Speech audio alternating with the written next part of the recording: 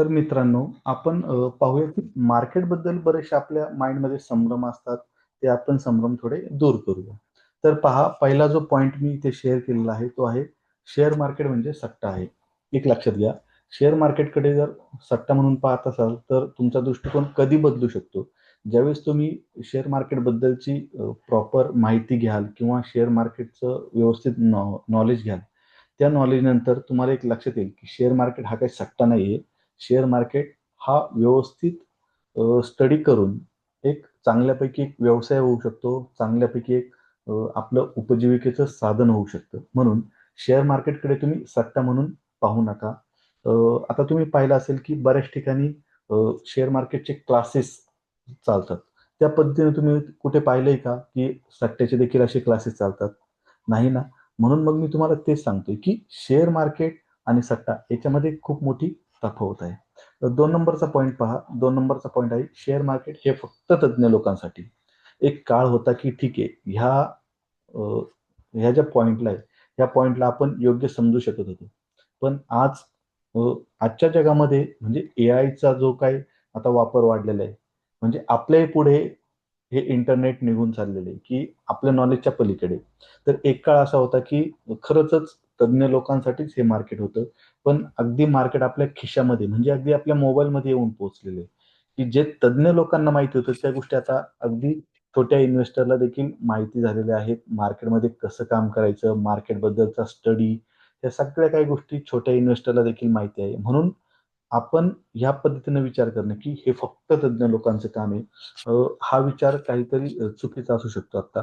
कारण मार्केट हे आपल्या खिशात म्हणजे मार्केट आपल्या मोबाईलमध्ये देखील आपल्यापर्यंत पोहोचलेलं आहे. म्हणून हे खूपच तज्ञ साठीचं मार्केट आहे, आपल्यासाठीचं नाही. हा जो संभ्रम आहे तुमच्या डोक्यातून तो काढून टाका. त्यानंतरचा पॉइंट आहे, की जास्त पैसे गुंतवले तरच तुम्ही जास्त पैसे जमवू शकता किंवा कमवू शकता. असं काही नाहीये, की शेअर मार्केटमध्ये बऱ्याचशा अशा काही कन्सेप्ट किंवा बरेचसे असे काही सेगमेंट आहेत, त्याच्यामध्ये तुम्ही कमी पैसे लावून देखील चांगल्यापैकी पैसे कमवू शकता. म्हणून हा देखील तुमच्या डोक्यामध्ये जो विषय आहे, की खूप म्हणजे लाखो रुपये घेऊन यावे लागतात आणि त्यानंतर आपण मार्केटमध्ये काम करून चांगले पैसे कमवू शकतो, असं काही नाहीये. अगदी तुम्ही 5,000-10,000 रुपयापासून देखील मार्केटमध्ये सुरुवात करू शकता. खूप मोठ्या पैशाची मार्केटला गरज नाहीये. मार्केटला गरज आहे, की ते तुमच्या नॉलेजची. तुमचं नॉलेज जर चांगलं असेल, तर मार्केटमधून त्या नॉलेजच्या आधारे तुम्ही नक्कीच पैसा कॅप्चर करू शकता. त्यानंतर आपण पुढे येऊया, की इथे पहा काही महत्त्वाचे नियम. आता मी जे तुम्हाला हे जे शेअर करतोय मी, हे जे पॉइंट आहेत, हे पॉइंट खूप महत्त्वाचे आहेत. म्हणजे पहा, आता हे काही गोल्डन रूल आहेत. मी गोल्डन रूल तुमच्याबरोबर शेअर करतोय. आता हे जे आपलं समरी बुक आहे, हे याच्यामध्ये आपण जर डिटेलमध्ये गेलो तर खूप मोठ्या प्रमाणामध्ये याचं विस्तृत आपल्याला अभ्यास करता येईल. पण मी हे कॉम्प्रेस केलेलं बुक आहे. म्हणून याच्यामध्ये मी तुमच्यासोबत जे पॉइंट डिस्कस करतोय किंवा पॉइंट शेअर केलेत, हे खूप आणि खूप महत्त्वाचे एक लक्षात घ्या. याच्यामध्ये हे गोल्डन रूल जे शेअर केलेत, याच्यामध्ये पण तुम्ही चांगल्यापैकी अं, हे माइंडमध्ये ठेवा, जेणेकरून तुम्हाला याची भविष्यामध्ये खूप गरज पडणार आहे, की पैसा आता पहा, मी इथे काय महत्त्वाचा नियम दिलाय, की हाव आणि भीती, ग्रीड आणि फिअर. बरोबर? ग्रीड आणि फिअरवरती जर तुमचं एकदा कंट्रोल सेट झालं, तर ऑब्व्हियसली तुम्ही कन्सिस्टंटली पैसा मार्केटमध्ये कमवू शकता. हां, पण तुम्ही एकदम एक्साइटेड होऊ नका, की अरे, हाव आणि भीती याच्यावरती माझा कंट्रोल आहे. असं काही नाहीये. मार्केटमध्ये काम करून सराव होऊन तुमचं याच्यावरती कंट्रोल येतं. तुम्ही कितीही पेशन्स ठेवणारे असाल, पण ज्यावेळेस तुम्ही मार्केटमध्ये उतरता, त्यानंतर मार्केटमध्ये खरा गेम चालू होतो. म्हणून एक लक्षात घ्या, की तुमची हाव आणि भीती ही तुम्ही कशी कंट्रोल करताय, याच्या आधारावरती तुम्ही मार्केटमध्ये यशस्वी होऊ शकता. म्हणून एक लक्षात घ्या, तुम्ही ग्रीड आणि फिअर, हाव आणि भीती याच्यावरती चांगल्या पद्धतीने कंट्रोल ठेवण्याचा प्रयत्न करा. तुम्हाला नक्कीच याच्यामध्ये सक्सेस भेटेल. त्यानंतर आपण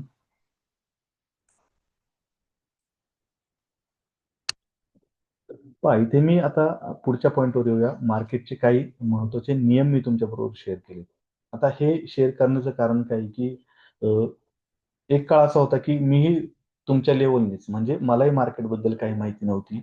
त्यावेळेस नव्याने जे मार्केटमध्ये येतात, ह्या लोकांसाठी ह्या काही महत्त्वाच्या गोष्टी किंवा हे मार्केटचे काही नियम माहिती असणं खूप गरजेचं आहे.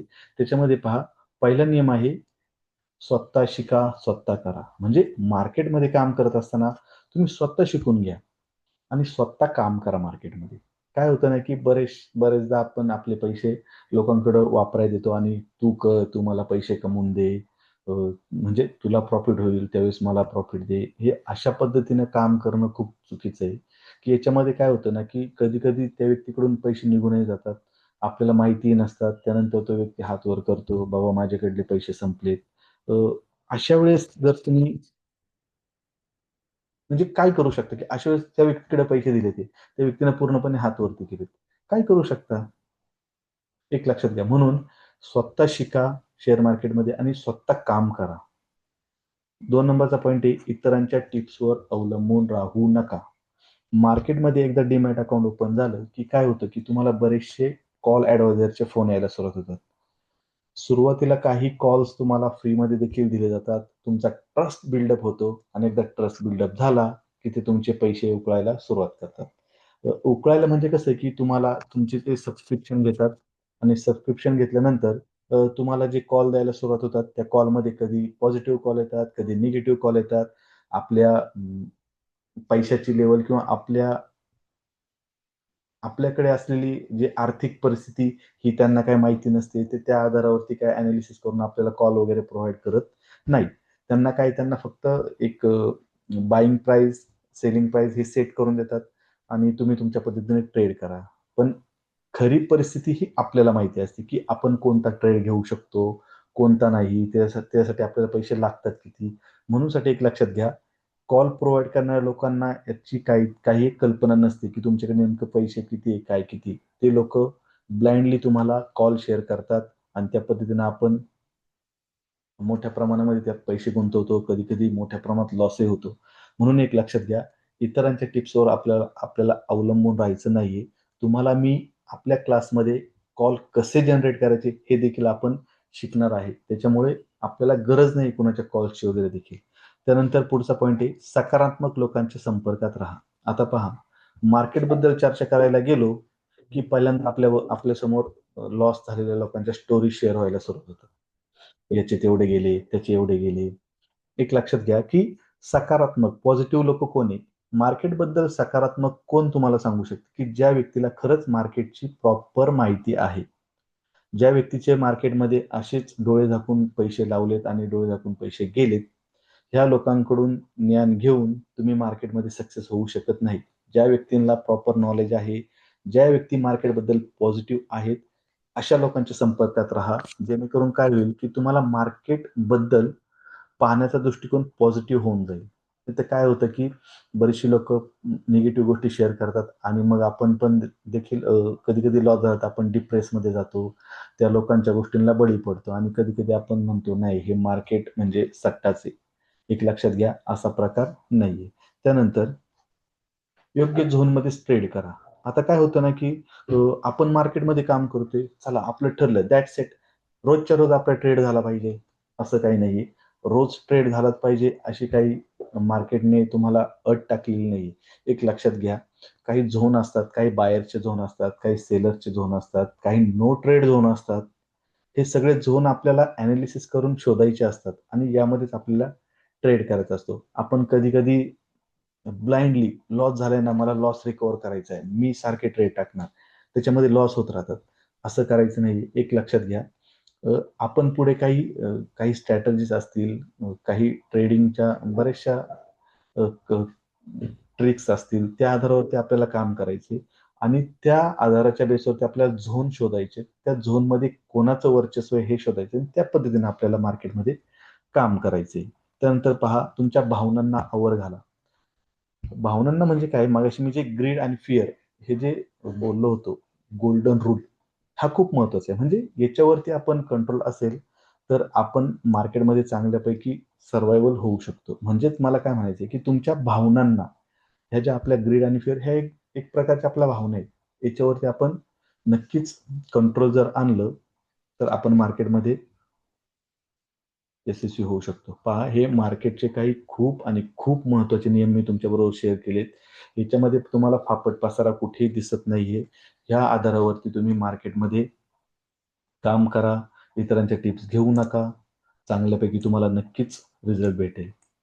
ओके. पुढे पहा, की मी इथे शेअर केलेले भावनात्मक ट्रेडिंग करताना व्यक्ती नेहमी लॉस करून घेतात. भावनात्मक म्हणजे काय, की कधी-कधी हां, चला मित्राला प्रॉफिट होतोय, सलग मित्र दाखवतोय, सलग 4 दिवस प्रॉफिट झालंय. मित्राने एक कॉल दिला 5व्या दिवशी, "अरे यार, मित्राने दिलेलं आहे. त्याला सलग 4 दिवस प्रॉफिट होतंय. म्हणून मी पण ट्रेड घ्यायचा." ह्या अशा म्हणजे हे भावनाप्रधान होण्याचं आपलं एक उदाहरण सांगितलं तुम्हाला. कधी-कधी आपल्याला कॉल प्रोव्हाईड करणारी एजन्सी कॉल देतात. 4 दिवस आपल्याला प्रॉफिट होतो. आपण त्यांच्या आहारी जातो. हां, ते लोकं योग्य कॉल देतात आहे आणि तिथे पण लॉस करून बसतो. म्हणून काय आहे, की इमोशन्स कंट्रोल करायचे ते. इमोशनच्या बेसवरती जर तुम्ही मार्केटमध्ये घुसलात, तर अवघड आहे. ओके. म्हणून आपण काय करायचंय, इमोशन पकडून ट्रेडिंग करायचं नाही.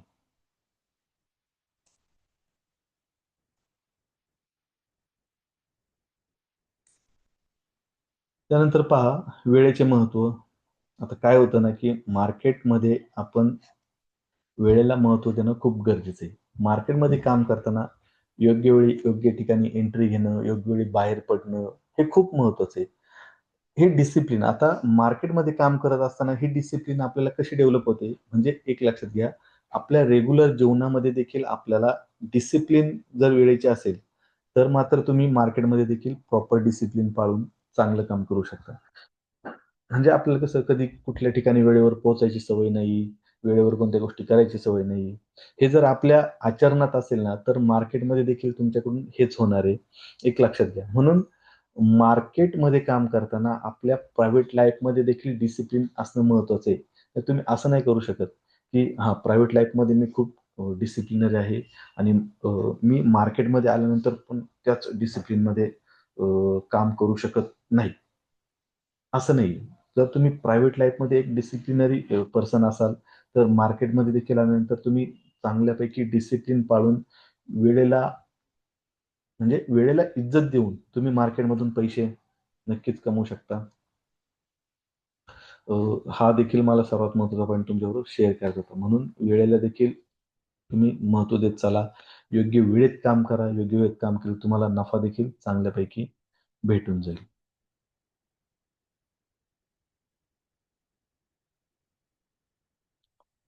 आता पहा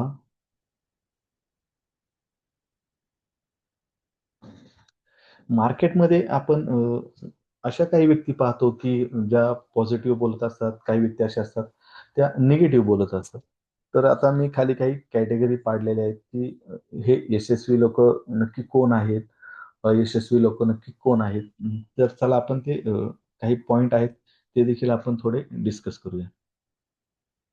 पहा आता मी इथे स्माइली दिलेली आहे. छान अशी स्माइली आहे. ती सक्सेसफुल लोकांची स्माइली आहे आणि हे जे अयशस्वी लोकं आहेत म्हणजे त्यांचे थॉट्स असे असतात आणि सक्सेसफुल लोकांचे थॉट्स कसे असतात हे पाहूया. एक लक्षात घ्या, सक्सेसफुल लोकं शोधणं खूप कठीण आहे. कारण का? तर सक्सेसफुल लोकं असे लोकांपुढं प्रेझेंट होत नसतात. म्हणजे काय, की मला खूप प्रॉफिट झालाय, आज खूप एन्जॉय करूया वगैरे असं काही नाही. त्यांचा एक रेग्युलर जो प्रॉफिट झाला, तो प्रॉफिट घेऊन लोकं बाहेर पडतात. मस्त लाईफ एन्जॉय करत असतात. पण आपलं काय आहे, की अनसक्सेसफुल लोकं काय एका दिवशी प्रॉफिट झाला का एवढा मोठा बाजार उठवतात, की विचारता सोय नाही. पार्टी कर, इकडं उडव, तिकडं उडव. खूप अशा पैशाची नासधूस करून टाकतात. एक लक्षात घ्या, आपल्याला असं काही करायचं नाहीये. आपल्याला बऱ्याचशा गोष्टी शिकायच्या आहेत. त्या आधारावरती आपल्याला मार्केटमध्ये काम करायचंय. पहा आता इथं यशस्वी आणि अयशस्वी ह्या लोकांमध्ये नक्की फरक काय आहे? सक्सेसफुल लोकं म्हणजे कोण आहे, की त्यांच्याकडे कंट्रोल आहे, संयम आहे, स्वतःवरती कंट्रोल आहे. इथं हे कंट्रोल नसणारे लोकं असतात अयशस्वी, बरोबर? त्यानंतरचा पॉइंट आहे सकारात्मक लोकांच्या संपर्कात. इथे अनसक्सेसफुल लोकं म्हणजे कोण? की ते नकारात्मक लोकांच्या. नाही मार्केटमध्ये लॉसच होतो, मार्केटमध्ये काम करण्यासारखी परिस्थितीच नाहीये. अ, मार्केटमध्ये मला काही जमतच नाहीये, म्हणजे निगेटिव्ह थॉट्स असणारे लोक आहेत. त्यानंतर पहा इथे, की स्वतः शिकणारी सक्सेसफुल लोक कोण आहे, की मार्केटमधून तुम्हाला काही गोष्टी शिकायला भेटतात. ते शिकता देखील आल्या पाहिजे. नेमकं आपण मार्केटमध्ये करतोय काय? ह्या देखील गोष्टींची माहिती आपल्याला असणं खूप गरजेचं असतं. म्हणून एक लक्षात घ्या, की अ, यशस्वी जी लोकं आहेत, ती स्वतः शिकत असतात मार्केटमध्ये सतत. आणि अनसक्सेसफुल म्हणजे कोण? अयशस्वी लोकं कोण? ती स्वतः न शिकणारी. यांना काय पैसा घ्यायचा आहे, दुसऱ्याच्या हातात द्यायचा आहे, "बाबा तू कर, मला बाकी माहिती नाही, मला एवढा-एवढा प्रॉफिट दे." That's it. याच्या पलीकडे. मार्केट किती रिस्की आहे, मार्केटमध्ये काय चाललंय, त्या गोष्टी त्या लोकांना काही पडलेली नसते. बिनधास्त मार्केटमध्ये पैसे लावायला देऊन टाकतात कोणाकडे. हे असली लोकं भविष्यात जाऊन अयशस्वी झालेले असतात. त्यानंतर पहा स्वतः ट्रेड करणारे, इतरांच्या टिप्सवर अवलंबून असणारे. मी तुम्हाला सांगितले, मार्केटमध्ये कॉल प्रोव्हाईड करणाऱ्या बऱ्याचशा एजन्सी आहेत, त्या तुम्हाला कॉल प्रोव्हाईड करायला सुरुवात करतात. एक मी सांगितले, त्यांना आपल्या आर्थिक परिस्थितीचं कोणत्याही पद्धतीने एनालिसिस नसतं. आपण कोणाकडून पैसे आणून लावलेले असतात. त्या लोकांना थोडी माहिती आहे, यांनी दुसऱ्याकडून आणलेत, मग गेले तर हा उद्या तोंड जोडत बसेल. असं काही नाही. एक लक्षात घ्या, की मार्केटमध्ये काम करत असताना स्वतः ट्रेड करत चला. इतरांच्या टिप्सवर अवलंबून राहिलात, तर तुम्ही संपले म्हणून समजा. त्यानंतर पहा, पुढचा पॉइंट आहे ट्रेडिंग स्ट्रॅटेजी पाळणारे. म्हणजे पहा, काम करत असताना, ट्रेडिंग करत असताना तुम्हाला काही स्ट्रॅटेजी ठरलेल्या असतात. तुम्ही त्या स्ट्रॅटेजीवरती काम करून त्याच स्ट्रॅटेजीमध्ये कंटिन्युअसली काम करायचं असतं. तर इकडे पहा, की अनसक्सेसफुल लोकं काय करतात, एखाद्या स्ट्रॅटेजीमध्ये एखाद्या दिवशी लॉस झाला, की ती स्ट्रॅटेजी बाजूला, नवीन स्ट्रॅटेजी लगेच ॲड होते. किंवा काय होतं, कधी-कधी गॉसिप करत असताना, कधी-कधी आपण चर्चा करत असताना सांगतो, हा इंडिकेटर वापर, तो इंडिकेटर वापर. मग आपण काय करतो, अरे हां, काल मित्रांनी हा इंडिकेटर सांगितलं होतं, आपण काय करूया, हा इंडिकेटर यूज करून पाहूया. याच्यामध्ये काय होतं, की आपला लॉस होतो याच्यामध्ये. म्हणजे काय, की आज आपली स्ट्रॅटेजी चांगला प्रॉफिट करून दिला. उद्या लॉस लॉस केला. आपण ती बाजूला ठेवतो. लगेच मित्रांनी सांगितलेली स्ट्रॅटेजी अडॉप्ट करतो. असं करायचं नाही. एक पहा, नफा आणि तोटा हा शेअर मार्केटचा भाग आहे. म्हणून तुम्ही असं म्हणू शकत नाही, की मला रोज नफाच झाला पाहिजे किंवा मला रोज तोटाच होते, असं नाही. मार्केटमध्ये प्रॉफिट आणि लॉस हे तुम्ही किती डिसिप्लिनरी आहात, किती शिस्त पाळता याच्यावरती तुमचा प्रॉफिट आणि लॉस ठरलेला आहे.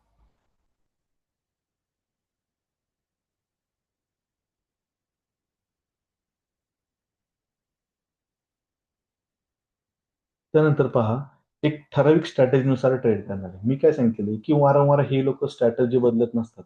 यांना एक आयडिया आलेली असते, की ह्या स्ट्रॅटेजीमधून आपल्याला चांगल्यापैकी प्रॉफिट होतोय. कधी-कधी लॉसही होऊ शकतो. पण असं नाही, की याच्यामध्ये सतत लॉस होतोय. त्यांना एक फिक्स स्ट्रॅटेजी त्यांनी सेट केलेली असते. याच्या बेसवरती ते काम करत असतात. आणि इकडं अनसक्सेसफुल लोकं कोण आहे, रोज नवीन-नवीन काहीतरी नवीन शिकायचं, काहीतरी नवीन ट्राय करायचं. ह्या पद्धतीने याच्यामध्ये काम करून चालत नाही. ओके. त्यानंतर इकडे काय आहे, इथे स्पेलिंग मिस्टेक झालेली आहे थोडी. मार्केटकडे सॉरी बरोबर आहे. मार्केटकडे व्यवसाय म्हणून पाहणार. एक व्यवसाय काय करतो? व्यवसाय काय करतो? व्यवसाय करत असताना छोट्या-छोट्या प्रमाणामध्ये त्याला नफा व्हायला सुरुवात होत असते. अचानक एकदम पहिल्या दिवशी 1,00,000 2,00,000 असा नफा होतो. म्हणून मार्केटकडे सुद्धा एक जर तुम्ही व्यवसाय म्हणून पाहिलं, तर त्याच्यामधून देखील तुम्हाला छोट्या प्रमाणामध्ये प्रॉफिट काढायची सवय लागली, तर तो देखील एक तुमच्यासाठी एक व्यवसाय होऊ शकतो. बरोबर? तर हे अनसक्सेसफुल लोकं एक व्यवसाय नाही, याच्याकडे वेगळ्याच दृष्टिकोनातून पाहत असतात. सट्टा म्हणून पाहिलं तर याच्यामध्ये तुम्ही सक्सेस नाही आहात. ओके. नंतर इकडे पहा, लोभावर नियंत्रण असणारे. लोभ म्हणजे ग्रीड. आपण मगाशी डिस्कस केलं ग्रीड आणि फिअर. मग तोच पार्ट येतो इथे, की सक्सेसफुल लोकं जे आहेत, एक ठराविक मर्यादेत प्रॉफिट झालं तर लोकं तेवढा प्रॉफिट घेऊन शांत बसत असतात. पण अनसक्सेसफुल लोकं काय आहे, की याच्यामध्ये नाही मला ₹5,000 झाले ना, ठीक आहे 5 मधले 2.5 गेले तरी चालतील. मला पुन्हा ट्रेड करायचं हे असं या पद्धतीने जर काम केलं मार्केटमध्ये तर तुम्ही अनसक्सेसफुल लोकांच्या कॅटेगरीमध्ये असणार आहात एक लक्षात घ्या. त्यानंतर तोटा सहन करण्याची क्षमता ओळखणारे. म्हणजे मला माहिती आहे, मला आज ₹2,000 लॉस झालं दॅट्स इट. मी ₹2,000 लॉस सहन करायची माझी क्षमता आहे. पण इथं काय होतं, की तोटा सहन न करण्याची क्षमता. ह्या लोकांना तोटा झाला, की अरे रे, रे, रे, रे! एवढे गडबडून जातात. नाही माझा आज 2,000 लॉस झालाय ना, माझ्याकडे 10,000 अजून बाकी आहे. मला ट्रेड करायचंय. मला माझा ₹2,000 लॉस कसंही झालं तरी रिकव्हर करायचंय. आणि त्यासाठी आपण पुन्हा ट्रेड करायचा, पुन्हा त्या प्रमाणात लॉस करून घ्यायचा. एक लक्षात घ्या, ॲग्रेसिव्ह होऊन मार्केटमध्ये चालत नाही. मार्केटमध्ये एकतर तुम्हाला तुमचा प्रतिस्पर्धी कोणी हे माहिती नाहीये. ॲग्रेसिव्ह होऊन तुम्ही राग काढणार कुणावर आहे? एक लक्षात घ्या, याच्यामध्ये आपले पैसे जात राहतात.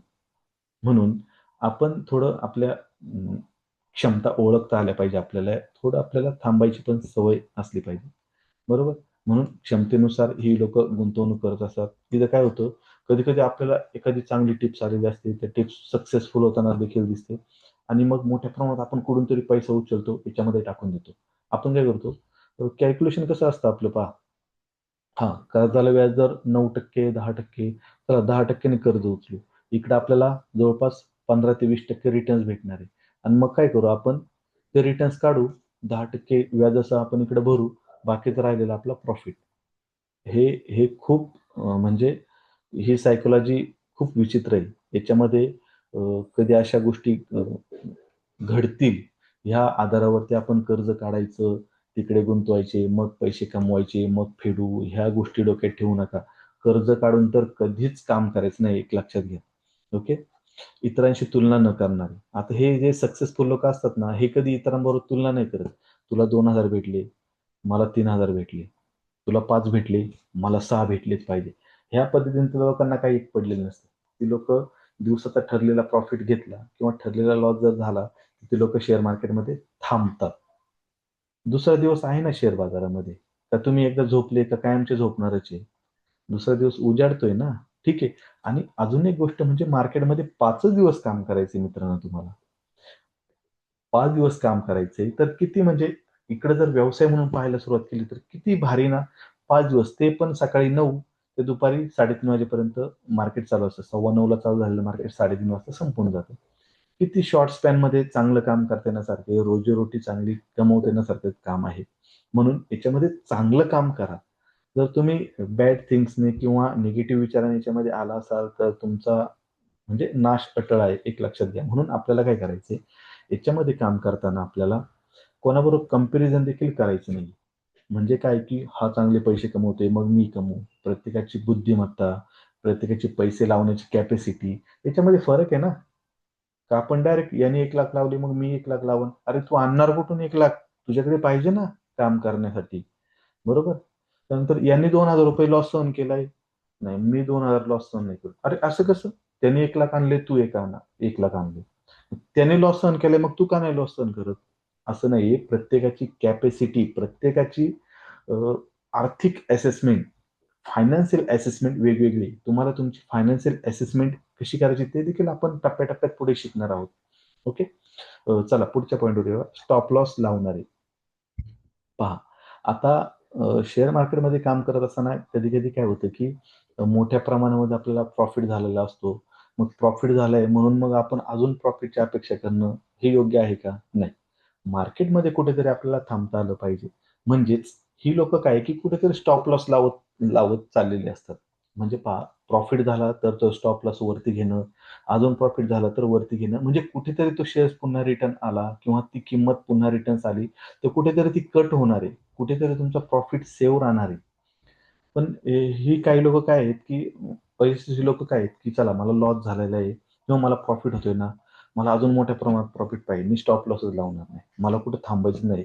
फुल प्रॉफिट घ्यायचंय. एक लक्षात घ्या, मार्केटमध्ये एन नंबर ऑफ प्लेयर आहेत. तुम्ही कोणत्याही प्लेयरांना गृहीत धरून मार्केटचे किमती प्रिडिक्ट करू शकत म्हणजे परफेक्ट किमती प्रिडिक्ट करू शकत नाही. परफेक्शन हे कुणीच अडॉप्ट करू शकत नाही. म्हणून तुम्हाला तुमच्या क्षमता, तुमचे एनालिसिस ह्या सगळ्या गोष्टी तुम्हाला याच्यामध्ये सक्सेस करणार आहेत, एक लक्षात घ्या. म्हणून इकडे मी दुसऱ्या कॅटेगरीमध्ये दिलेत पहा, स्टॉप लॉस लावत नाही ही लोकं. कधी-कधी काय होतं, एखादा ट्रेड लॉस गेलेला असतो. ह्या लोकांना होप्स असतात, भावना, मी भावना सांगतोय पहा. ह्या लोकांना आशा काय, की हां, लॉस झालाय, चला अजून एव्हरेज करू, पुन्हा शेअर्स वरती गेले की आपला लॉस कव्हर होईल. एक लक्षात घ्या, असा प्रकार करायचा नाही. मार्केटमध्ये मी तुम्हाला आता इकडे सक्सेसफुल आणि इकडे अनसक्सेसफुल ह्या लोकांची लिस्ट शेअर केलेली आहे. आपण ठरवायचे आपण नेमकं कोणत्या कॅटेगरीमध्ये आपण काम करायचंय. ओके.